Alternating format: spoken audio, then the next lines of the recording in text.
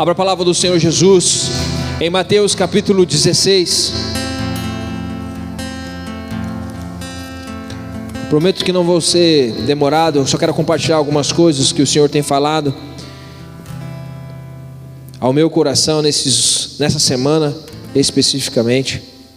Mateus capítulo 16, nós vamos ler a partir do versículo 13. Quem achou, diga amém. Quem não achou, diga misericórdia. Diz assim a palavra do Senhor Jesus em Mateus capítulo 16, versículo 13. Chegando Jesus à região de Cesareia de Filipe, perguntou aos seus discípulos: quem os outros dizem que o Filho do Homem é? João Batista, outros Elias, e ainda outros Jeremias, ou um dos profetas. E vocês? Perguntou ele: quem vocês dizem que eu sou? Simão Pedro respondeu: tu és o Cristo, o Filho do Deus vivo. E respondeu Jesus: feliz é você, Simão, filho de Jonas, porque isso não lhe foi revelado por carne ou sangue, mas por meu Pai, que estás nos céus. Eu lhe digo que você é Pedro, e sobre essa pedra edificarei a minha igreja, e as portas do inferno não poderão vencê-la. Eu lhe darei as chaves do reino dos céus, e o que você ligar na terra terá sido ligado nos céus, e o que você desligar na terra terá sido desligado nos céus. Então advertiu os seus discípulos que não contasse a ninguém que ele era o Cristo. Olha só, nós aprendemos nesse texto, nós aprendemos com o pastor Paulo Canuto, só que essa palavra mexeu muito comigo, e eu fiquei realmente meditando nessa palavra. Eu estou lendo um livro do Paul Yun-Cho,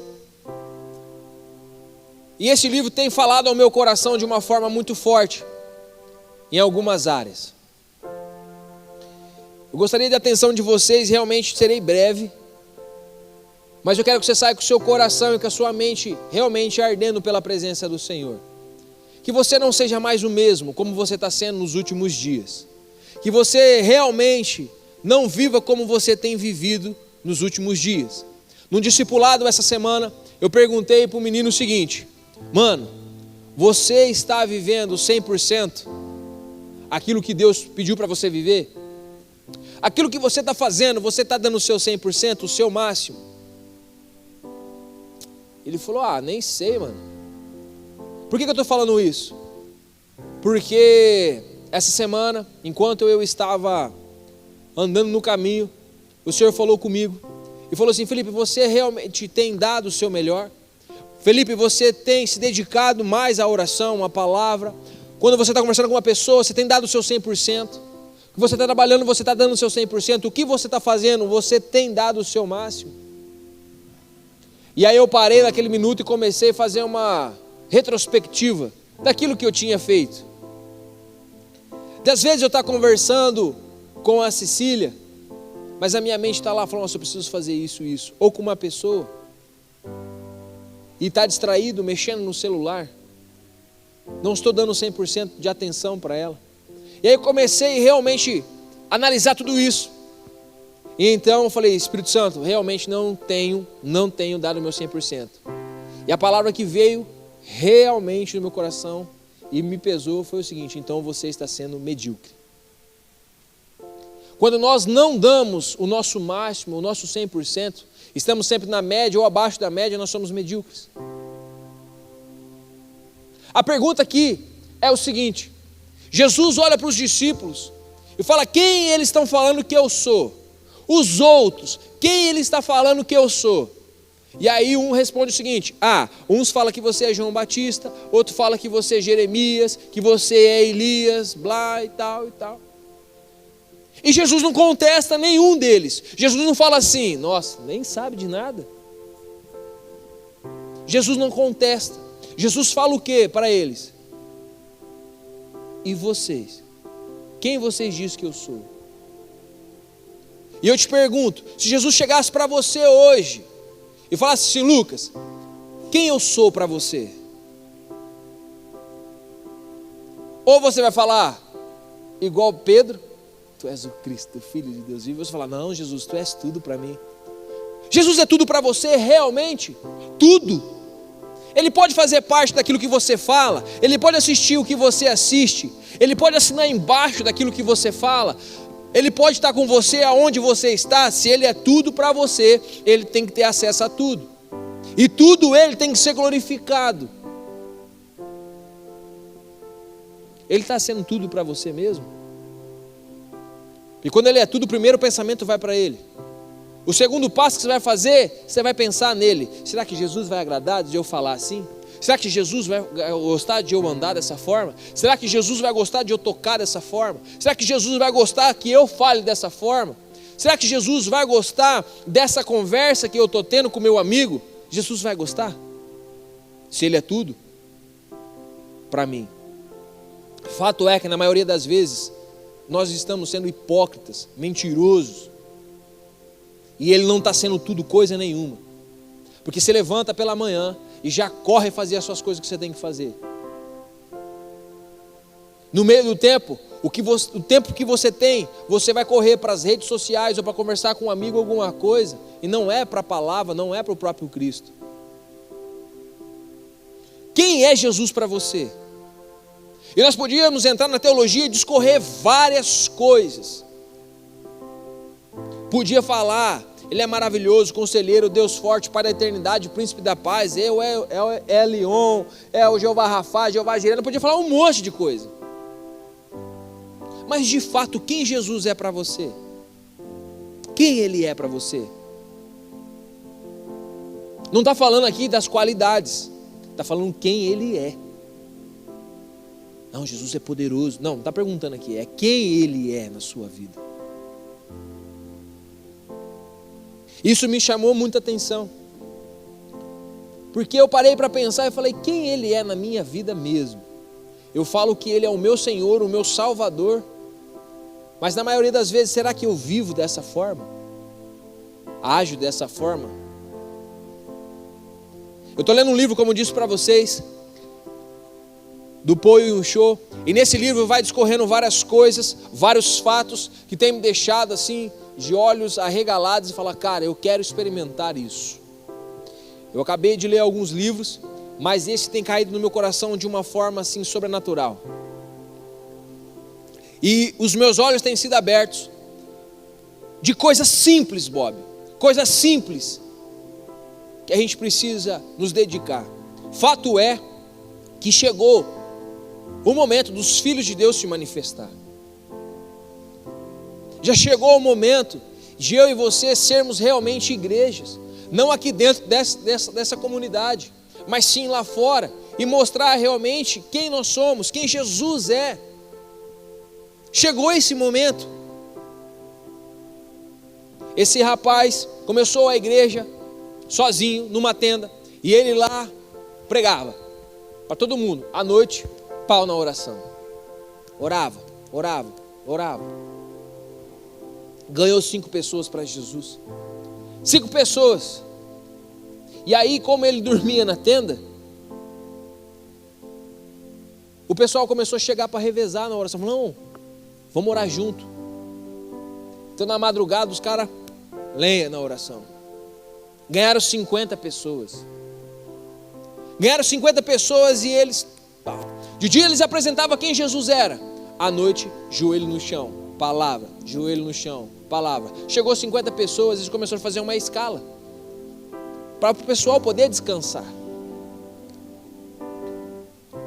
Passado alguns anos, e essa igreja foi crescendo, e no ano de 1982, eles ganharam 110 mil pessoas para Jesus. 60 mil vieram para a igreja dele. O resto foi para as outras igrejas. No ano seguinte, eles ganharam 120 mil pessoas para Jesus. E foi crescendo, e hoje eles são a maior igreja do mundo, com mais de 800 mil pessoas na igreja. Mas não é a quantidade, não é isso. É a revelação de quem Jesus é, de quem Jesus é na vida deles. Cara, fala real, quantos pecados a gente não abandonou ainda? Se Jesus é o meu suficiente Salvador, cara, Ele é suficiente para mim, eu não preciso de outras coisas, eu preciso dEle. E quando eu entendo isso, eu começo a ter uma transformação de vida, Tiago. E as pessoas que estão ao meu redor vão querer experimentar isso também. Jesus pergunta para os discípulos o seguinte: quem você diz que eu sou? Pedro tem realmente uma chave, tem uma parada ali, falou: cara, tu és o Cristo, o Filho do Deus vivo. Ele está falando quem Ele é, Ele está falando quem Jesus é. Jesus é o Messias. Cristo quer dizer o Redentor, o Messias, o Salvador. Ele está falando: cara, você é o cara que vai nos salvar. Olha a revelação. Por isso que ele fala assim: não foi carne nem sangue que te revelou. Quem poderia revelar é só o próprio Deus no coração. Por quê? Porque ele estava tendo intimidade. E aí você vai entender no capítulo 17 o que aconteceu. Mano, olha só, Jesus, ele pergunta para os íntimos dele: quem eu sou? Ele nem contesta o que os outros falaram, ele quer saber quem eu que falo que sou parceiro dele, quem ele é para mim, quem ele é para você, quem ele é. Eu quero que você saia com esse negócio na cabeça. Quem ele é para você? Ele é a razão de tudo mesmo? Ele é sua paixão? Quem ele é?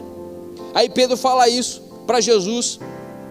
E aí eu poderia falar aqui, né, que ele falou em latim, que ele falou em grego, que ele falou não sei o que, mas a revelação é essa: ele é o Salvador, o Redentor, ele é o Cristo, e acabou. E olha só que Jesus fala para ele: Pedro, não foi carne nem sangue que te revelou, mas foi o próprio Deus, e você agora é pedra, e sobre este fundamento eu vou edificar a minha igreja. Que fundamento é esse? Você acha que é sobre Pedro que Jesus vai estabelecer a igreja dele? Você acha que é Pedro? Vou te falar se é Pedro ou não. Vamos só um pouquinho no texto. Jesus começa a revelar para ele, nesse mesmo capítulo, começa a revelar para eles o que vai acontecer, que ele precisa ser moído, regaçado, ele precisa ser transpassado para haver a salvação.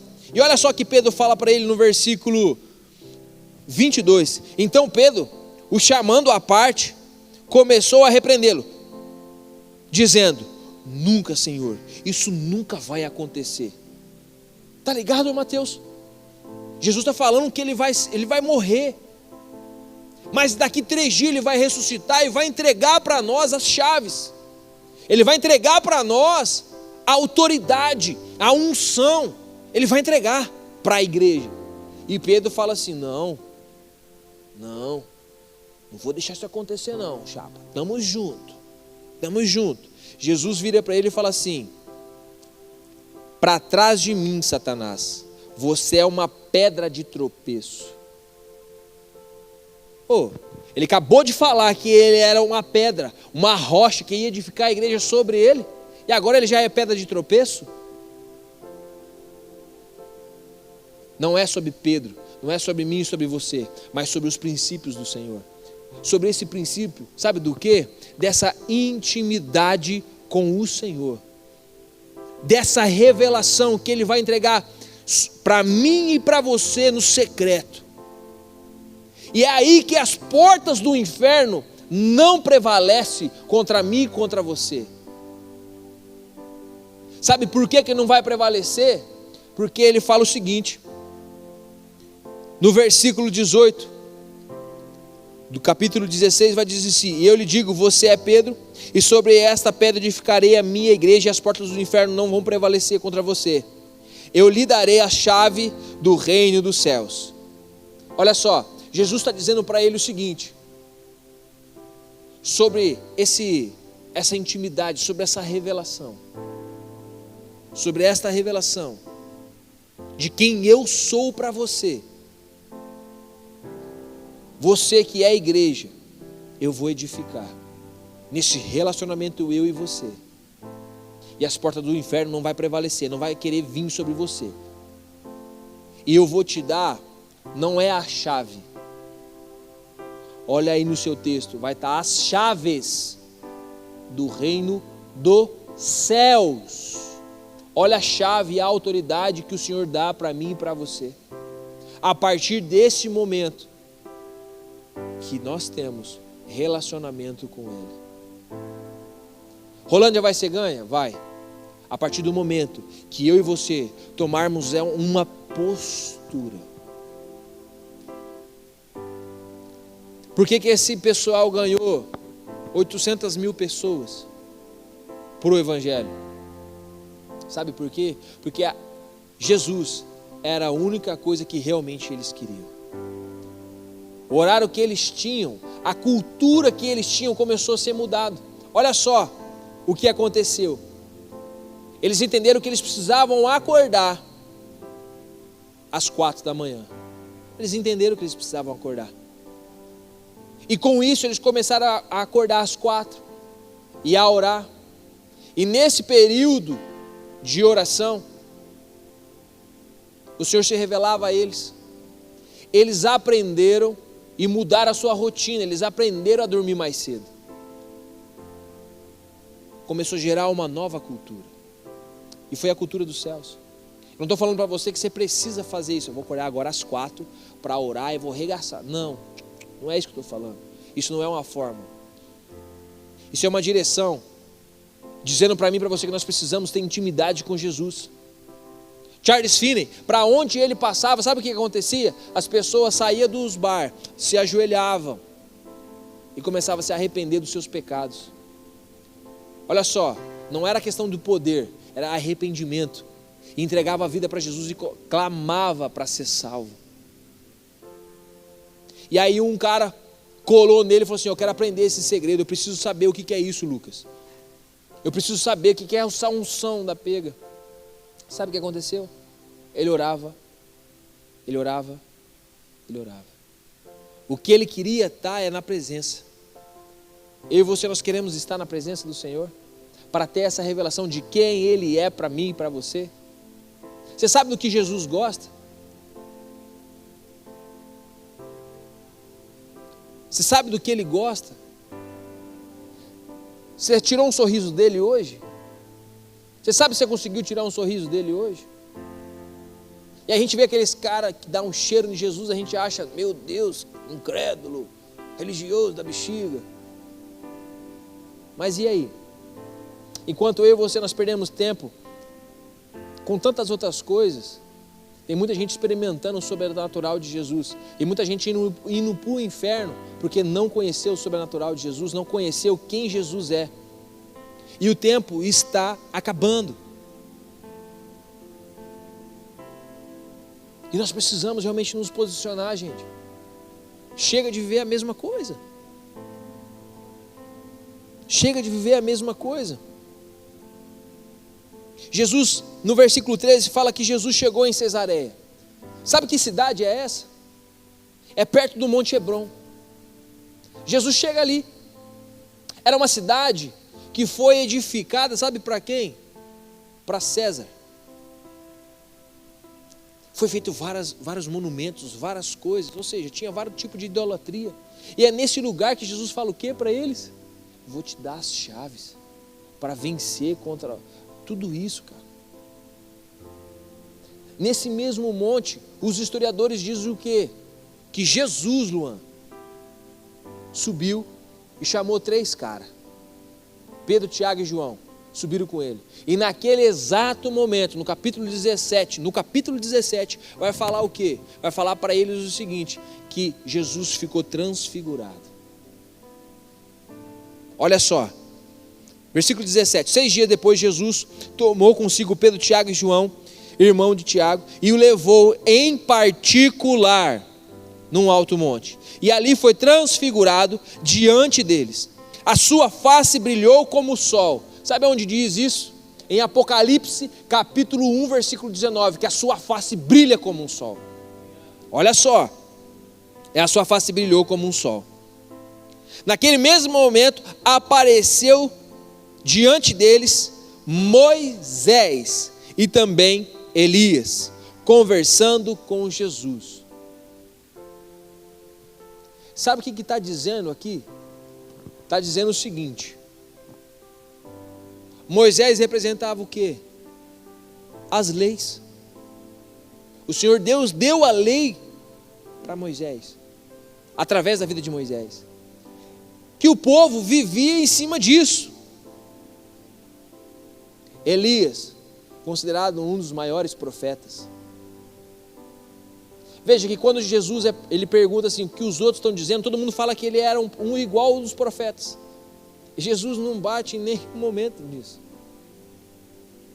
Jesus, naquele exato momento que ele está ali, que ele recebe a glória, e ali manifesta Moisés e Elias, Jesus é o cumprimento da lei, Jesus é o cumprimento da profecia. É isso que está dizendo naquele exato momento. A Bíblia não vai relatar o que eles trocavam ideia, mas Pedro, Tiago e João, a hora que vê aquilo, Pedro fala assim, vamos fazer 3 tendas, mano. Vamos fazer 3 tendas aqui. Naquele exato momento, a Shekinah de Deus desce sobre o monte, sobre a vida deles, e eles caem no chão. E uma voz, a voz de Deus, se manifesta. E fala o seguinte, esse aí, pela segunda vez, esse aí é o meu filho amado, a quem eu tenho prazer. Escutai o que ele diz. Cara, Jesus acabou de falar para eles, 6 dias atrás, em Lucas vai falar 8, mas falou para eles, ó, cara, vocês estão falando que é isso, né? Que eu sou o Filho de Deus vivo. A confirmação. A Shekinah desce naquele lugar, cara. Isso mostra para mim e para você, e eu quero encerrar por aqui, que quando nós temos um momento de intimidade com o Senhor, a presença, a Shekinah do Senhor desce, e nós somos impactados, nós somos movidos, nós somos transformados, nós somos moldados, e nós conseguimos viver segundo a lei dos céus, nós conseguimos profetizar e falar segundo a língua dos céus. Nós precisamos hoje tomar uma postura. Quem é Jesus para você? Quem é Jesus para você? Quem é Jesus para você? De verdade, cara. Eu creio que no retiro nós vamos experimentar um sobrenatural. Nós vamos. Já tem o tema? Tem o tema. Mas ele vai se manifestar não porque nós estamos pedindo, porque vai ter uma junção de pessoas que entendem quem ele é. Nesses últimos dias, eu tenho, como falei para vocês, tenho buscado realmente algumas coisas, tenho tirado um tempo de oração maior, e tenho buscado algumas direções em Deus, e o Senhor começou a lembrar de algumas palavras que liberou sobre a minha vida, que liberou sobre esta igreja, que liberou sobre pessoas deste lugar. Ele liberou palavras. E nesse meio tudo eu comecei a lembrar de um livro que eu li, que chama Generais de Deus, os Generais da Cura. E lá conta que tinha um lugar, uma sala, nessa igreja, que quando passou a brisa do Senhor ali, a presença do Senhor, a Shekinah do Senhor, houve muitas curas, muitos milagres. E essa igreja com o tempo se fechou, e um outro pessoal comprou a igreja e entrou lá, só que nunca tinha entrado nessa salinha. E de repente eles entraram, e quando eles abriram, empurrando a porta assim com força para poder entrar, eles olharam e começaram a cair várias lágrimas dos olhos dele, o coração deles começaram a ferver. Aquele lugar estava cheio de prótese, de braço, de perna, cheio de cadeiras de rodas, cheio de muletas. Foi um lugar onde houve muitas curas. E eu comecei a lembrar dessas palavras que foram liberadas para a nossa cidade e foi liberada para esta igreja. E para algumas pessoas aqui, sobre o manifestar de oração em curas. E nesse momento que eu estava orando, eu estava aqui embaixo, aqui orando, e eu lembrei, e comecei a declarar que aquele lugar vai se encher de cadeiras de rodas, vai se encher de próteses, vai se encher porque as pessoas serão curadas nesse lugar. Eu quero que você tome posse dessa palavra. Você pode fazer parte desse avivamento, mas para fazer parte disso, você precisa saber quem é Jesus para você. Quem é Jesus na sua vida. A partir do momento que você souber disso, as coisas vão começar a mudar, literalmente, vai virar uma chave. E aí você, aonde passar, vai fazer a diferença por Jesus. Fique de pé no seu lugar, para parecer que está acabando.